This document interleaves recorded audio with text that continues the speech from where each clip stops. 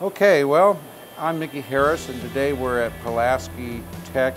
I'm going to show some of the new DanAm stencils that we've developed. Relatively simple, relatively quick, and yet with outstanding effect in the end. So what I'm doing is I've got it there, I've got my airbrush, I've got white in the gun, and I'm just spraying through it lightly.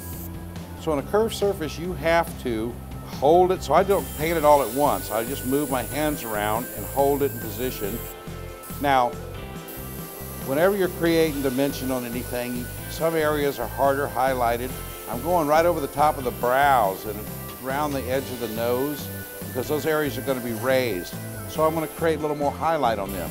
So here's a different one, and this has a different design on it. So I want to have this skull look like it's tucked behind this one. So what I'm going to do is I'm going to turn it over and let the shadowed side be towards that one, the highlighted side to the outside. Okay, now here's the thing. If I start spraying in this one and spray all the way over, I'm going to have these two skulls crossing each other, and what's going to happen is it's going to create where it looks like the skulls are transparent. So to avoid that, it's quite simple. Your overspray is going to drift some. So even though I've stayed way back from that edge, it's going to drift some paint over towards that one. And that's okay. That drifting paint is going to just create this one running behind the other one. Now I can take the same stencil and flip it. So now I've got the highlighted side opposite where I had it there. So this side, my shadow side, that way I can tuck it under over here. So I've got a really hard bend here in this fender on this thing. So now I'm going to take it and I'm going to bend it over, and I'm going to hold it with those two fingers just to get this cheekbone and nose going around that corner. So I was able to kind of wrap around that odd corner shape. So maybe on this one, we've got it completely turned sideways. It's stacked in there. And so that skull's just laying up there in that pile. You can see we're getting that overspray from the edges. Again, we're walking our way back, so we're not letting that bother us because we're going to probably bury most all of that. This is a pretty cool skull. It's a very intricate skull as far as what it looks like with you're looking up underneath the inside of the mouth, and there's some certain highlights that are showing. So that's kind of a neat little look there. So I'm going to take that one and just spray it in there, and we can begin to build this skull pile. Also, I'm going to take some of those back, but what I want to show you now is we're going to start to create some texturing on these skulls. And that's where we have the new texture stencils that we designed. They're organic texture stencils, and you can see them here.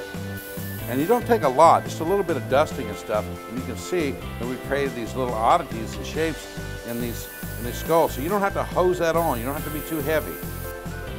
Okay, we're going to hit this little guy over here, get him a little beat up over there. Oh yeah, that's what I'm talking about.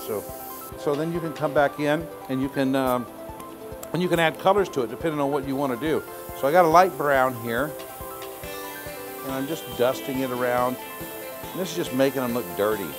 So now I've got a pretty bright yellow in there, and I'm just going to dust some of that on, kind of lightly over everything. You can freehand some of this. I want to come in, I can just get very close and I can get some little hot spot highlights. What you can do too is bring your stencil back into play. And like here, I'm going to hit the tops of those lower teeth and just do a little stroking on those.